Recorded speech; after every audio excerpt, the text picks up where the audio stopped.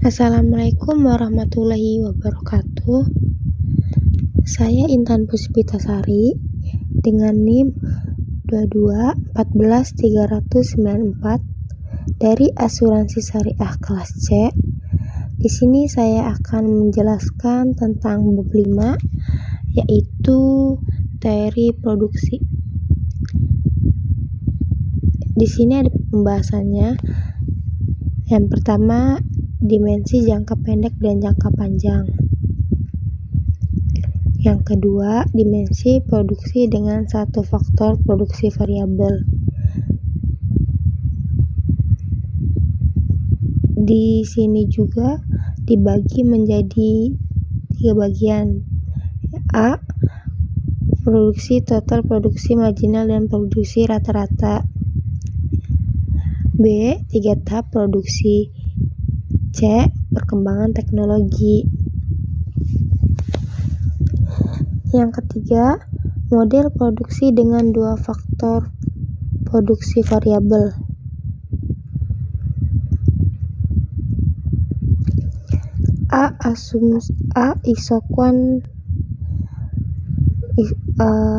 Asumsi isokuan juga dibagi. Yang pertama, konveksitas, yang kedua penurunan nilai MRTS, dan yang ketiga hukum perlambahan hasil yang semakin menurun. Keempat, daerah produksi yang ekonomis.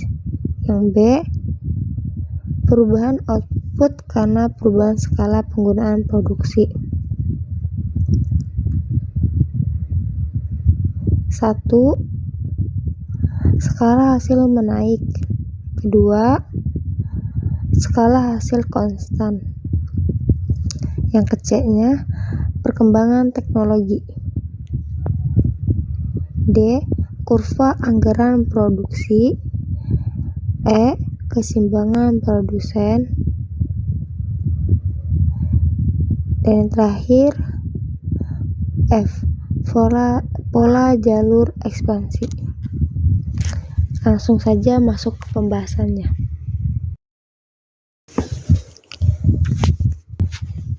Teori produksi.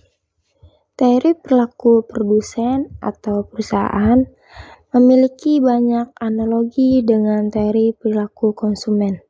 Misalnya, bila konsumen mengalokasikan dananya untuk konsumsi, produsen mengalokasikan dananya untuk penggunaan faktor produksi atau yang akan diproses menjadi output. 1. Dimensi jangka pendek dan jangka panjang. Dalam aktivitas produksinya, produsen atau perusahaan mengubah berbagai faktor produksi menjadi barang dan jasa berdasarkan hubungannya dengan tingkat produksi. Faktor produksi dibedakan menjadi 2, yaitu faktor produksi tetap dan faktor produksi variabel. Pertama, faktor produksi tetap. Faktor produksi tetap adalah faktor produksi yang jumlah penggunaannya tidak tergantung pada jumlah produksi. Ada atau tidak adanya kegiatan produksi, faktor produksi itu harus tetap tersedia.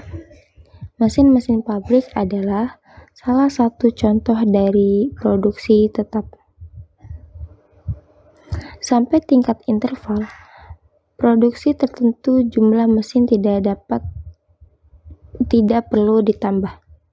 Tetapi jika tingkat produksi menurun bahkan sampai 0 unit atau tidak berproduksi, jumlah mesin tidak bisa dikurangin. Yang kedua, faktor produksi variabel. Tergantung pada tingkat produksinya. Makin besar tingkat produksi, makin banyak faktor produksi variabel yang digunakannya. Begitu juga sebaliknya. Buruh harian lepas di pabrik rokok adalah contohnya. Jika perusahaan ingin meningkatkan produksi, maka jumlah buruh harian harus ditambah. Sebaliknya, jika ingin mengurangi produksi, maka buruh harian dapat dikurangi. Pengertian faktor produksi tetap dan faktor produksi variabel terkait erat dengan waktu yang dibutuhkan untuk menambah atau mengurangi faktor produksi tertentu. Mesin dikatakan sebagai faktor produksi tetap karena dalam jangka pendek atau kurang dari setahun, susah untuk ditambah atau dikurangi. Sebaliknya, buruh dikatakan faktor produksi variabel karena jumlah kebutuhannya dapat disediakan dalam waktu kurang dari 1 tahun. Dalam jangka panjang dan sangat panjang, semua faktor produksi bersifat variabel. Perusahaan dapat menambah atau mengurangi kapasitas produksi dengan menambah atau mengurangi mesin produksi. Dalam konteks manajemen, jangka panjang dan jangka sangat panjang berkaitan dengan ukuran waktu kronologis. Misalnya, ada kualifikasi yang menyatakan bahwa jangka panjang berkisar antara 5-25 tahun, sedangkan dalam jangka yang sangat panjang memerlukan waktu lebih dari 25 tahun lamanya. Teori produksi tidak mendefinisikan jangka pendek dan jangka panjang secara kronologis. Periode jangka pendek adalah periode produksi di mana perusahaan tidak mampu dengan segera melakukan penyesuaian jumlah penggunaan salah satu atau beberapa faktor produksi. Periode jangka panjang adalah periode produksi di mana semua faktor produksi menjadi faktor produksi variabel. Tenggang waktu jangka pendek setiap perusahaan berbeda-beda, tergantung jenis usahanya. Perusahaan yang memproduksi barang-barang modal, periode jangka pendeknya barangkali 5 tahun, sebab perusahaan membutuhkan waktu minimal 5 tahun untuk menambah kapasitas produksi dengan menambah mesin. Perusahaan yang bergerak di industri pengelolaan, periode jangka pendeknya lebih singkat. Perusahaan yang mengelola makanan kalengan, periode jangka pendeknya barangkali hanya 2 atau sampai 3 tahun. Adakah perusahaan yang jangka pendeknya kurang dari 1 tahun? Ada, misalnya restoran kelas menengah ke bawah yang faktor produksinya tetap adalah rumah dan peralatan makan atau masak. Mereka mampu menyesuaikan kapasitas produksi dalam tempo kurang dari 1 tahun. Bahkan pedagang bakso keliling yang faktor produksi tetapnya hanya berupa gerobak dorong, mangkok, dan kompor. Periode jangka pendeknya hanya membutuhkan 1 bulan.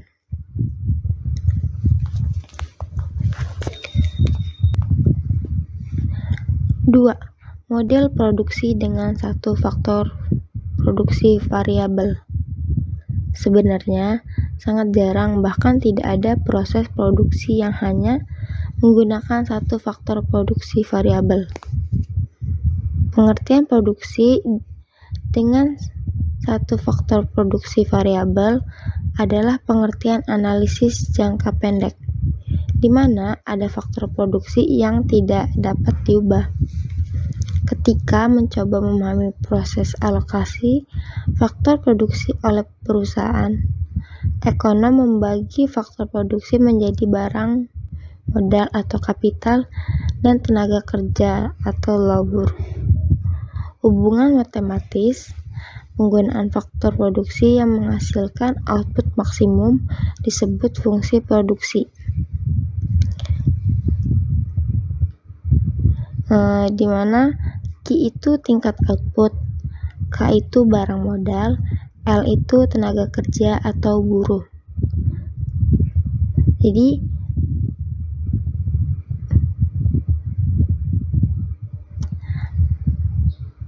Jadi faktor produksi yang menghasilkan output maksimum disebut fungsi produksi itu Q sama dengan K, L itu 5,1.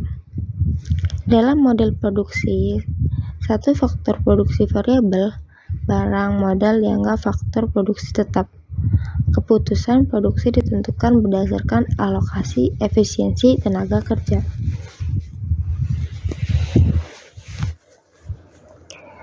A. Produksi total, produksi marginal, dan produksi rata-rata. Produksi total atau total produk adalah banyaknya produksi yang dihasilkan dari penggunaan total faktor produksi. Produksi marginal atau marginal product adalah tambahan produksi karena penambahan penggunaan satu unit faktor produksi. Dan yang ketiga, sedangkan produksi rata-rata adalah rata-rata output yang dihasilkan per unit faktor produksi. Produksi total TP sama dengan K, L itu 5,2. Di mana TP itu produksi total, K itu barang modal atau yang dianggap konstan, L itu tenaga kerja atau buruh. Secara matematis, TP akan maksimum apabila turunan pertama dari fungsi nilainya sama dengan 0. Turunan pertama TP adalah MP. Persamaannya 5,3. Maka TP maksimum pada saat MP sama dengan 0. Produksi marginal itu MP sama dengan TP sama dengan persamaannya 5,3. Di mana MP sama dengan produksi marginal. Perusahaan dapat menambah tenaga kerja selama MP besar dari 0 jika MP sudah lebih kecil dari 0. Penambahan tenaga kerja justru mengurangi produksi total. Penurunan nilai MP merupakan indikasi telah terjadinya hukum pertambahan hasil yang semakin menurun. Produksi rata-rata itu AP sama dengan TP dibagi L persamaannya 5,4. Di mana AP adalah produksi rata-rata. AP akan maksimum bila turunan pertama fungsi AP adalah AP sama dengan 0. Dengan penjelasan matematis, AP maksimum tercapai pada saat AP sama dengan MP dan MP akan memotong AP pada saat nilai AP maksimum. Contoh kasus usaha tekstil tradisional yang menggunakan ATBM atau alat tenun bukan mesin. Berikut ini akan memperjelas lagi. Jadi di sini ada tabel produksi total, produksi marginal, dan produksi rata-rata usaha tekstil tradisional. Ini dalam satu faktor produksi variabel. Di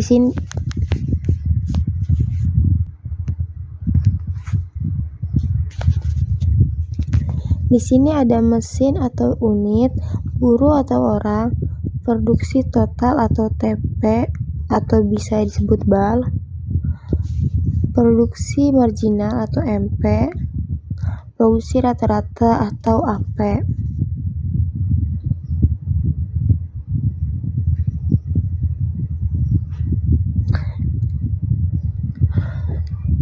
angka di mesin atau per unit itu satu buruh atau orang itu dari 1 sampai 10, sedangkan produksi total terus produksi marginal dan produksi rata-rata itu ada yang naik dan ada yang turun. Dari tabel tersebut kita melihat bahwa produksi total TP pada awalnya meningkat dan mencapai maksimum 126 per unit. Pada saat jumlah buruh yang dipekerjakan 7 orang, tetapi setelah itu penambahan buruh justru menurunkan produksi total karena produksi marginal atau MP sudah negatif. Bila melihat kolom MP, ternyata besar MP sangat mempengaruhi TP.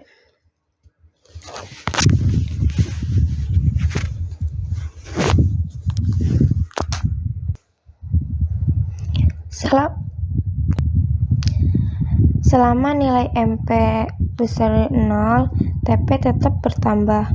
Sayangnya, pertambahan MP juga mengalami penurunan atau LDR.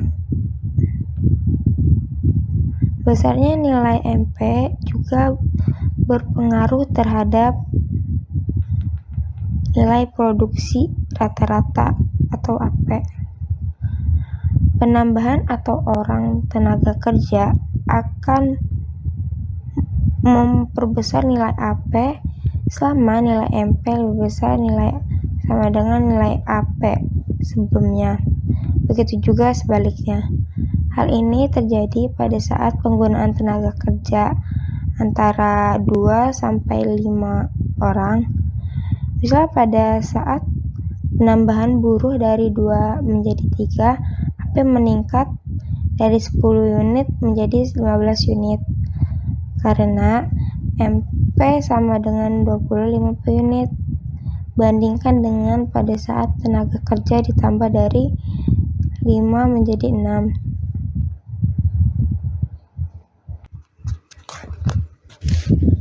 Hukum pertambahan hasil yang semakin menurun menyebabkan kurva MP berbentuk parabola sampai menyentuh sumbu horizontal.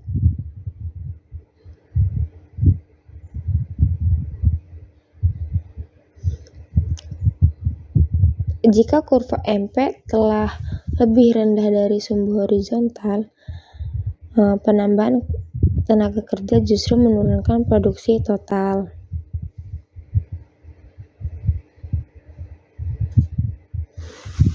B. 3 tahap produksi. Apa yang telah diuraikan ketika menjelaskan kasus di atas merupakan prinsip umum dalam menganalisis proses alokasi faktor produksi yang efisien. Untuk kasus umum dan bila dianggap penambahan faktor produksi bersifat kontinu.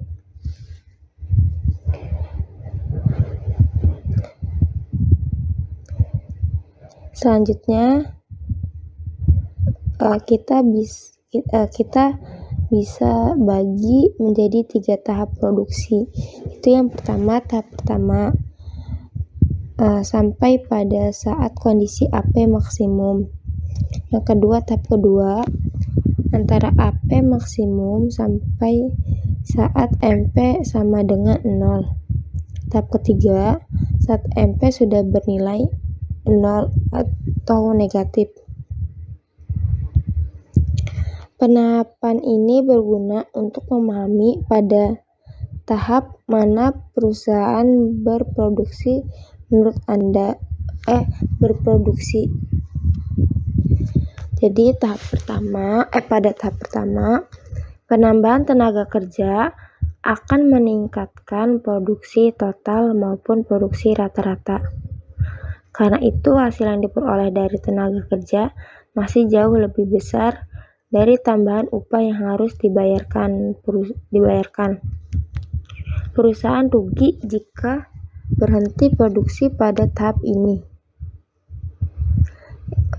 Pada tahap kedua, karena berlakunya RDR, baik produksi marginal maupun produksi rata-rata mengalami penurunan. Namun, demikian nilai keduanya masih positif. Penambahan tenaga kerja akan menambah produksi total sampai mencapai nilai maksimum atau slope kurva PP datar sejajar dengan sumbu horizontal. Pada tahap 3, perusahaan tidak mungkin melanjutkan produksi karena penambahan tenaga kerja justru menurunkan produksi total. Produksi akan mengalami kerugian. Dengan demikian, perusahaan sebaiknya berproduksi di tahap kedua. Yang menjadi pertanyaannya adalah, di titik mana perusahaan berhenti menambahkan tenaga kerja? Secara matematis, perusahaan akan berhenti menambah tenaga kerja pada saat tambahan biaya yang harus dibayar adalah sama dengan tambahan pendapatan yang diterima. Jika tambahan biaya masih lebih kecil dari tambahan pendapatan, perusahaan akan menambahkan tenaga kerja. Begitupun sebaliknya. Tambahan biaya dalam hal ini adalah upah tenaga kerja. Tambahan pendapatan adalah produksi marginal dikalikan harga jual barang. Jika upah dinotasikan sebagai W, sedangkan harga jual barang dinotasikan sebagai P, maka alokasi tenaga kerja atau faktor produksi dianggap efisien bila W sama dengan MP itu 3,5.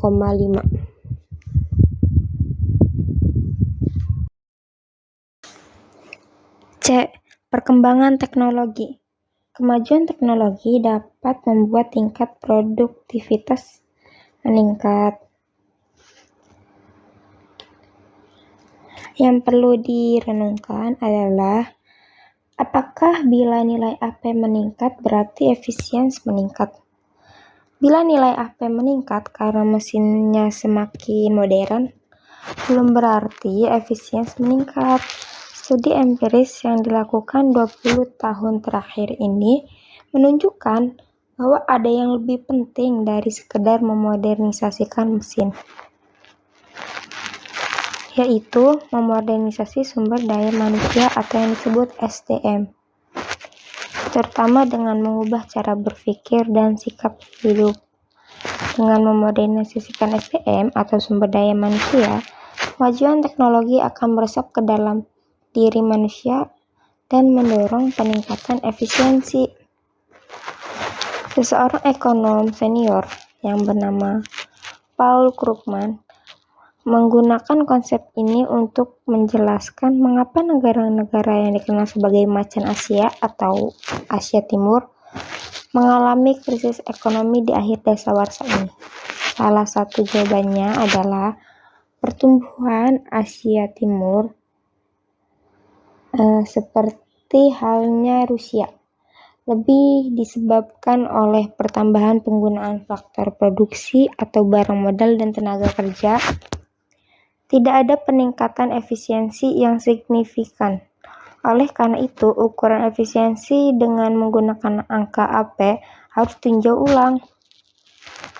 Paul Krugman kemudian mengusulkan TVP atau Total Factor Productivity sebagai ukuran efisiensinya. Pada prinsipnya, mode ini ingin memisahkan pengaruh barang modal, teknologi, dan SDM atau sumber daya manusia terhadap pertumbuhan ekonomi.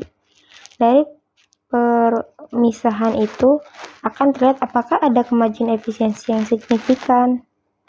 Angka pertumbuhan TVP yang besarnya mengindikasikan perkembangan efisiensi yang semakin signifikan.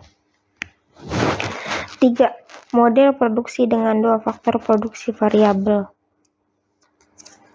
Dalam bagian ini, kita melonggarkan asumsi adanya faktor produksi tetap, baik barang modal maupun tenaga kerja, yang sekarang bersifatnya variabel. Namun yang harus diingat bahwa pelonggaran asumsi ini masih tetap terlalu menyederhanakan persoalan. Sebab dalam kenyataan, faktor produksi variabel yang digunakan dalam proses produksi lebih dari 2 macam.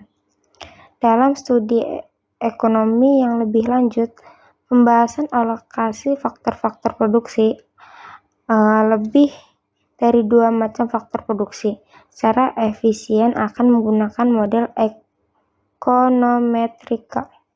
Dalam produksi 2 faktor produksi variabel ini, analisis cukup menggunakan penjelasan grafis dan matematika sederhana. A. Isoquant.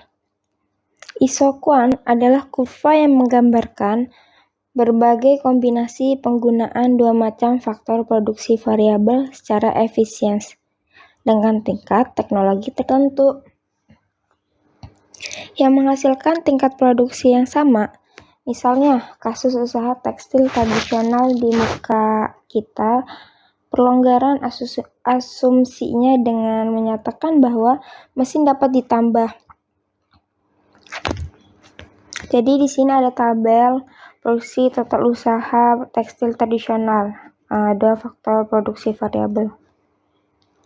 Jadi mesinnya tuh ada 1, 2, 3, 4, terus tenaga kerjanya ada 1 sampai 5. Angka-angka pada kolom 1 sampai dengan 5 adalah produksi total atau BAL. Kita melihat bahwa tingkat produksi 105 BAL tekstil dapat dicapai dengan beberapa kombinasi faktor produksi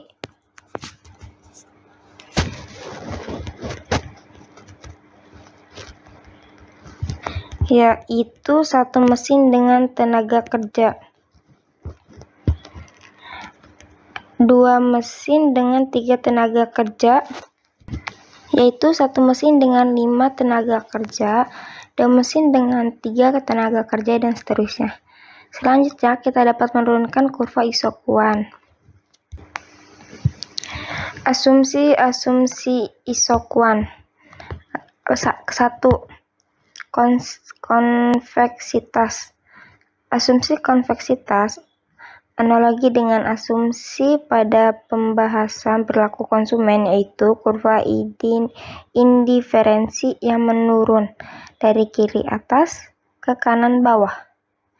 Produsen dapat melakukan berbagai kombinasi penggunaan 2 macam faktor produksi untuk menjaga agar tingkat produksi tetap. Kesediaan produsen untuk mengorbankan faktor produksi yang satu demi menambahkan penggunaan faktor produksi yang lain untuk menjaga tingkat produksi pada isoquant yang sama disebut derajat teknik substitusi faktor produksi atau marginal rate of technical substitution atau MRTS. MRTSLK adalah bilangan yang menunjukkan beberapa unit faktor produksi L harus dikorbankan untuk menambahkan 1 unit faktor produksi K. Pada tingkat produksi yang sama, jika L adalah tenaga kerja dan K adalah barang modal atau mesin, maka MRTSLK adalah beberapa unit tenaga kerja yang harus dikorbankan untuk menambah 1 unit mesin. Demi menjaga produksi pada tingkat yang sama, dasar pertimbangan substitusi faktor produksi adalah bandingan rasio produktivitas. 2. Penurunan nilai MRTS. Sama halnya dengan konsumen, produsen menganggap makin mahal faktor produksi yang semakin langka. Itulah sebabnya mengapa nilai MRTS makin menurun dalam hukum LDR. Dalam kasus-kasus tertentu, nilai MRTS akan konstan atau nol.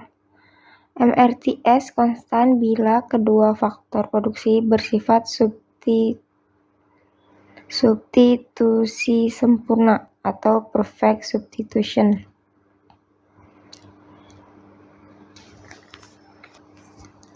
Seperti pada diagram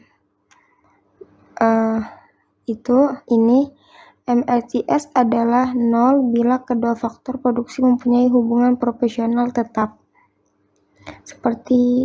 tetap atau yang disebut fixed proportion production function.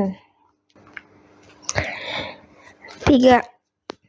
Hukum perlambahan hasil yang semakin menurun. Di muka telah diuraikan bahwa dalam penggunaan dua macam faktor produksi juga berlaku hukum RDR.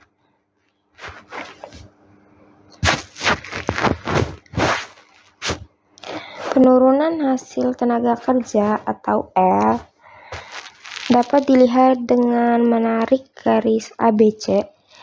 Jika kita berproduksi dengan faktor produksi mesin K sebanyak beberapa unit, penambahan L sebanyak AB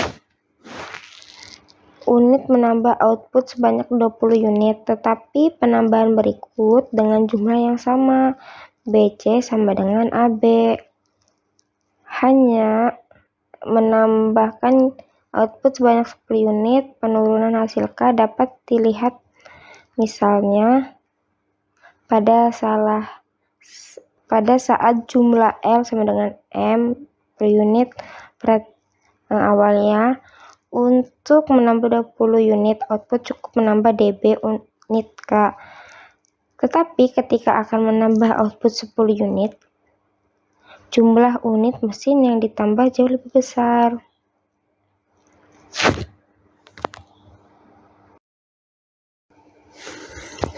Empat, daerah produksi yang ekonomis. Pada saat membahas model produksi satu faktor produksi variabel, telah disimpulkan bahwa daerah produksi ekonomis perusahaan adalah daerah tahap 2. Prinsip yang sama berlaku untuk model produksi dua faktor produksi. Atau tahap 2 jika perusahaan berproduksi di luar batas area itu,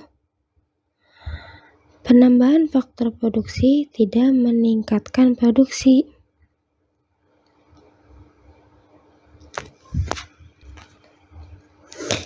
Digambarkan jika perusahaan ingin melakukan ekspansi produksi, batas ruang gerak ekonomis adalah daerah yang diapit garis lengkung.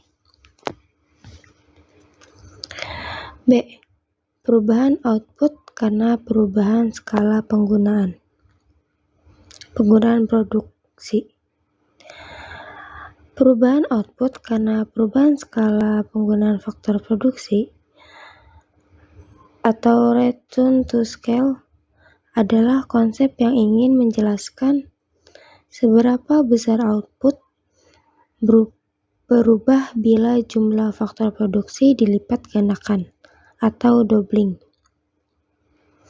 1. Skala hasil menarik. Jika penambahan faktor produksi sebanyak 1 unit menyebabkan output meningkat lebih dari 1 unit, fungsi produksi memiliki karakter skala hasil menarik.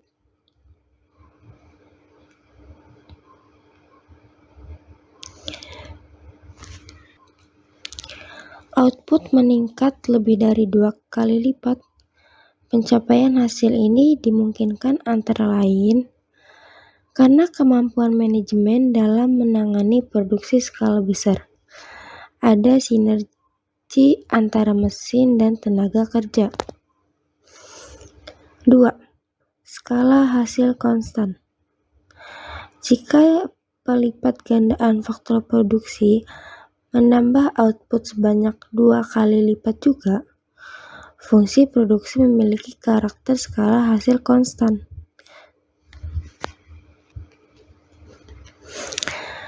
Tiga, skala hasil menurun. Jika penambahan 1 unit faktor produksi menyebabkan output bertambah kurang dari 1 unit, fungsi produksi memiliki karakter skala menurun. C. Perkembangan teknologi. Kemajuan teknologi memungkinkan peningkatan efisiensi penggunaan faktor produksi. Tingkat produksi yang sama dapat dicapai dengan penggunaan faktor produksi yang lebih sedikit. Karena kemajuan teknologi, tingkat produksi 90 unit dapat dicapai dengan penggunaan faktor produksi yang lebih sedikit. Seorang ekonom yang bernama Hayek mengklarifikasikan kemajuan teknologi berdasarkan pengaruhnya terhadap kombinasi penggunaan faktor produksi. Bila kemajuan teknologi mengakibatkan porsi penggunaan barang modal menjadi lebih besar dibanding tenaga kerja, disebut teknologi padat modal atau capital using atau capital intensif. Sebaliknya, jika menyebabkan porsi penggunaan tenaga kerja menjadi lebih besar, disebut teknologi padat karya atau labor using atau labor intensif. Jika tidak mengubah porsi, disebut teknologi netral. Perubahan itu dapat dilihat dari angka MRTS yang tercermin dari perubahan sudut kemiringan isokuan.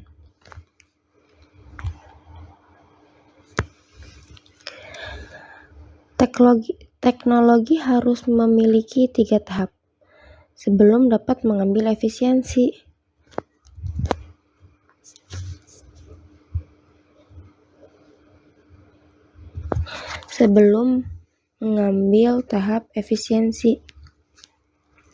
Tahap pertama adalah penemuan atau invention. Riset ilmu pengetahuan bertujuan menemukan teknologi baru untuk proses produksi. Tetapi, hasil penemuan tidak ada artinya bila para produsen atau pengusaha tidak berani mengaplikasikannya dengan melakukan inovasi. Umumnya, hanya sedikit pengusaha yang berani melakukan inovasi awal. Tetapi, keberhasilan inovasi akan mengundang semakin banyak pengusaha yang mau melakukannya. Terjadilah penyebaran inovasi yang menyebabkan tingkat penerimaan terhadap inovasi mendekati angka 100%.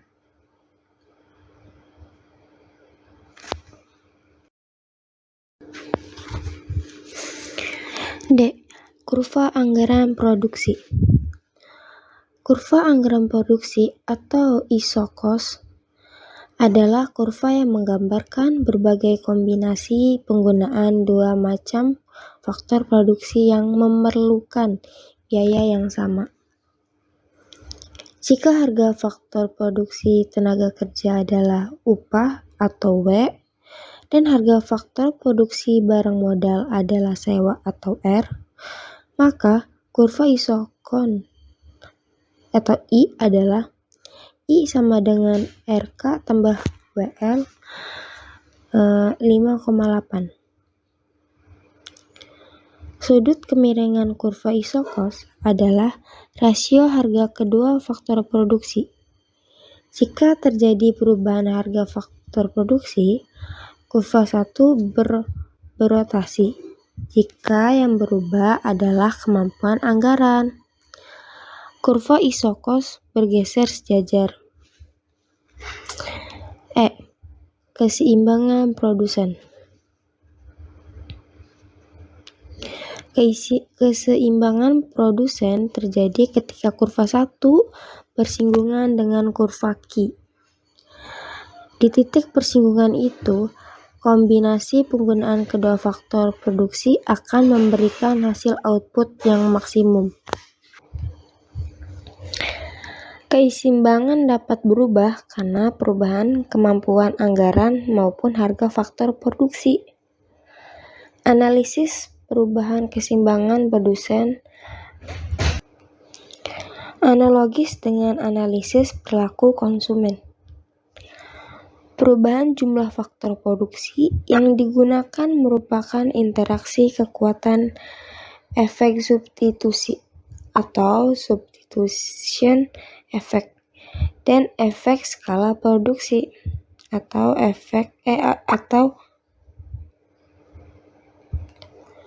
output effect.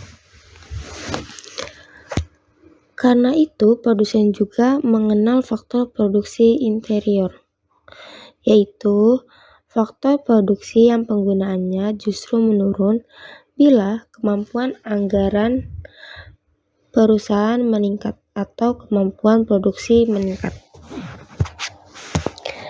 Misalnya, tenaga kerja adalah faktor produksi interior.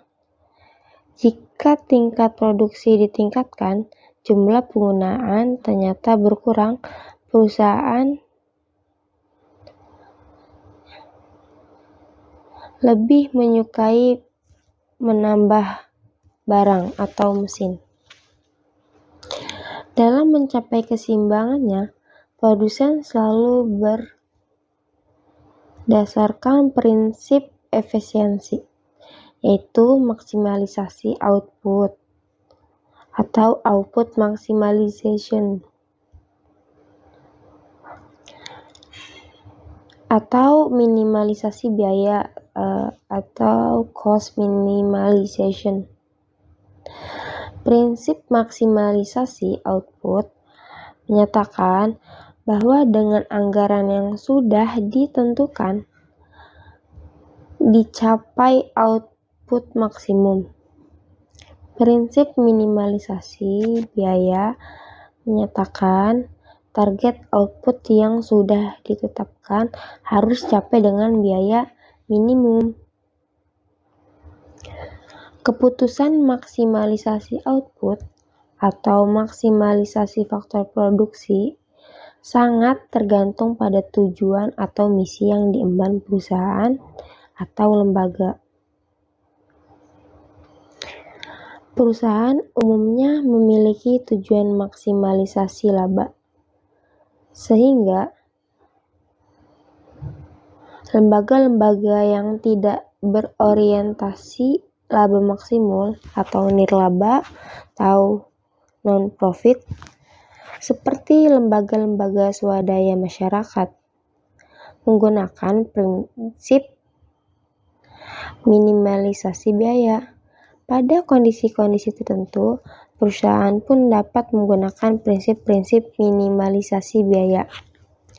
Misalnya, badan usaha milik negara atau yang disebut BUMN yang bergerak di bidang penyediaan jasa publik tertentu menggunakan prinsip-prinsip minimalisasi biaya. F. Pola jalur ekspansi. Tujuan perusahaan adalah maksimalisasi laba.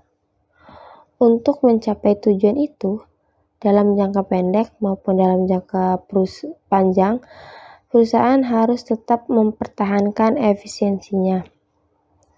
Biasanya, perusahaan menetapkan target yang akan dicapai setiap tahunnya, yang harus dicapai dengan biaya minimum. Dalam jangka panjang, perusahaan memiliki tingkat fleksibilitas lebih tinggi dalam mengkombinasikan faktor produksi.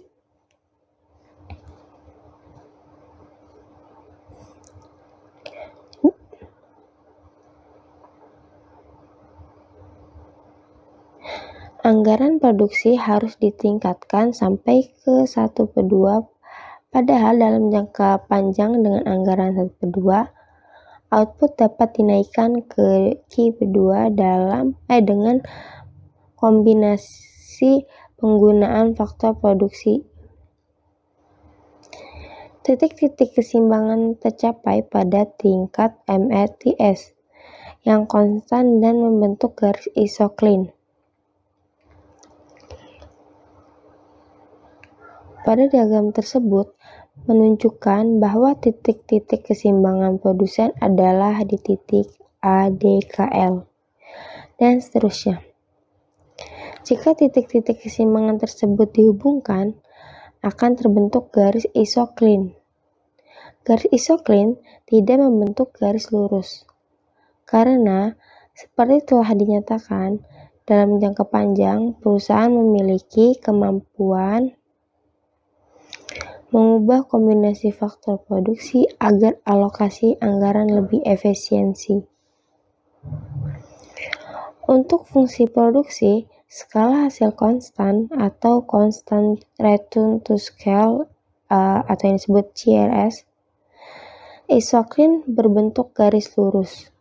Hal ini karena dalam fungsi produksi, rasio faktor produksi tidak berubah.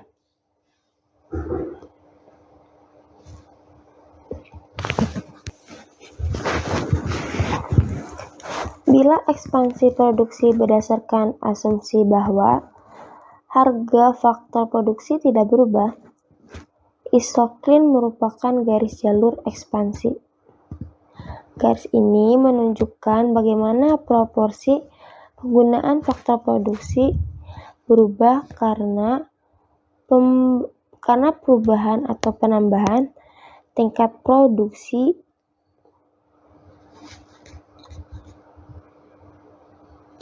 bila harga faktor produksi dianggap tetap. Diagram tersebut menunjukkan jalur ekspansi pada umumnya, sedangkan diagram tersebut untuk kasus skala hasil konstan atau yang disebut CRS.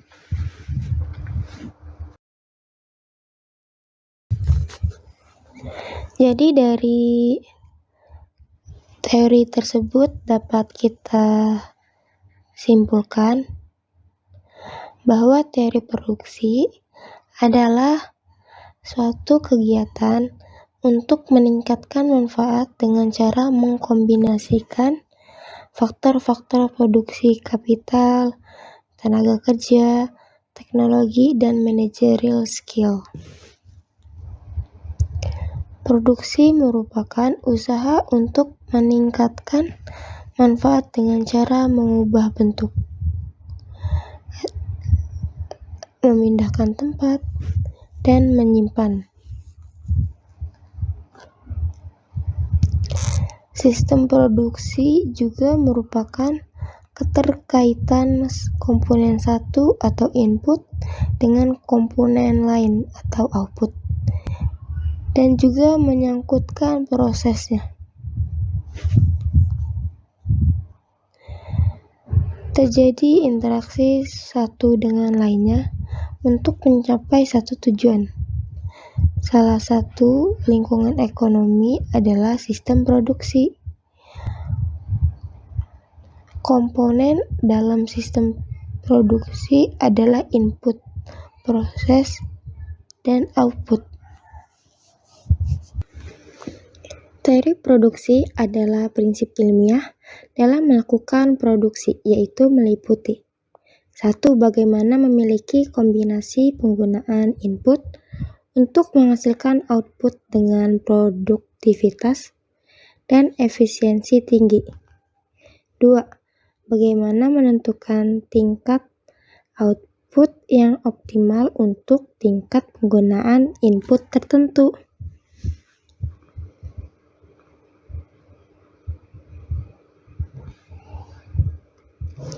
Produksi merupakan suatu aktivitas yang menghasilkan benda atau jasa untuk menambah nilai guna suatu benda atau menciptakan benda baru sehingga lebih bermanfaat dalam memenuhi kebutuhan.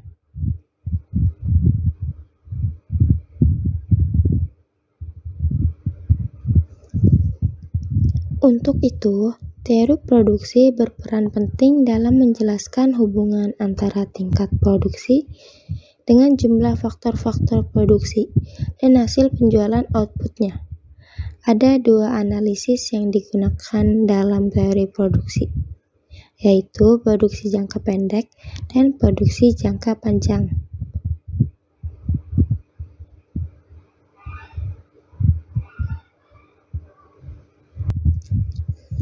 Dalam mempelajari teori ini ada 3 asumsi anggapan yang digunakan. 1. Proses produksi hanya ada satu faktor produksi variabel. 2. Dalam proses produksi hanya ada satu faktor produksi tetap. Dan yang ketiga, faktor produksi tersebut dikombinasikan dalam berbagai bentuk barang dan dalam bentuk yang tertentu. Terima kasih. Mungkin sekian yang dapat saya jelaskan tentang bab 5 yaitu teori produksi. Kurang lebihnya mohon maaf. Wassalamualaikum warahmatullahi wabarakatuh.